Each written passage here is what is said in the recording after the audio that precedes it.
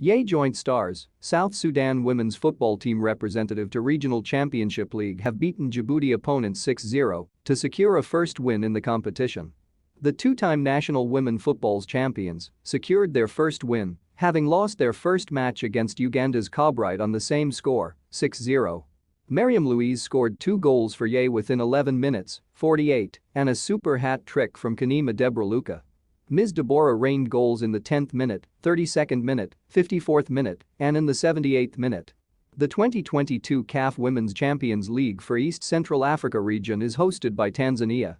On the third match, Ye Star will face the Queens of Tanzania on Saturday, August 20th.